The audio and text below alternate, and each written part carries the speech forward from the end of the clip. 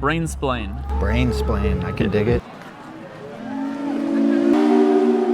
I had depression in high school. I've had a couple friends go suicide.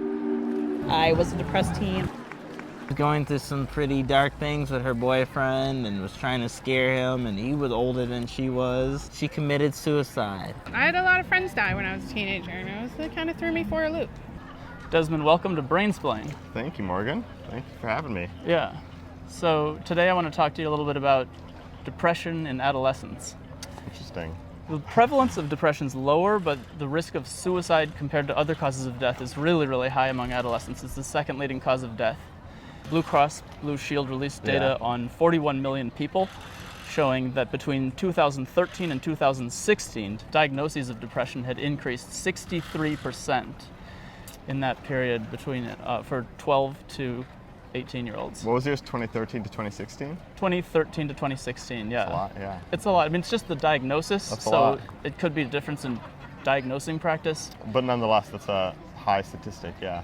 That's a high Striking. statistic. I'm interested in therapies for this. There's a journal article that's about to be published in the journal Cognitive and Behavioral Psychotherapy, studying behavior activation for depression.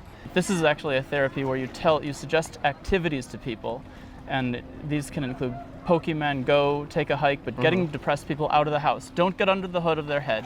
Don't figure out what's going on with them and how bad was their childhood, but just, you're depressed? Let me give you some encouragement to get out of your house and meet people. Just go and do things. Don't even tell me your story necessarily. Yeah. So this is a really brief therapy, lasts a month, and you go into an office of a clinician and they say, go out, do stuff. In this study, 20 people were enrolled in the United Kingdom between 2014 and 2015. There were about 18 therapy sessions over the course of 1 month, and at the end of the month, 90% of these 20 kids, on average 16 years old, said that they liked the therapy and would recommend it to their friends. And there was a statistically significant effect size showing that they had become less depressed. Yeah, was the control just a normal way of just normal therapy, or? Well, an unfortunate thing about studying mental health among adolescents is there's not that much funding, not that many studies. This is not a good study design. Yeah. It is not a randomized controlled clinical trial. It was all the people in the study had been referred for this, Yeah. and the selection was just depressive symptoms.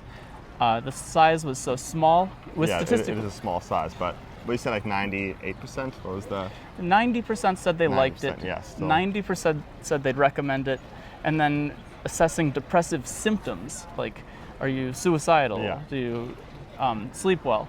These remitted in a really statistically significant way, associated with a strong improvement, strong evidence of improvement. I mean, it sounds like it checked all the boxes then, at least. It's a pilot study, so Yeah. it makes me think there should be more data. I'm interested in that. I mean, I think it makes sense, you know. I had a long day at work, so I'm about to go for a run, you know, and I'm not necessarily depressed at all, but I think that makes sense, as you said, getting out of the hood of your own head, an easier way to reach adolescence without having the stigma of therapy as well. It also sounds cheaper, you know, than therapy, just going out and doing something, so. It could be anything. It could be fishing. My son's fishing right now. That's his second one. I know.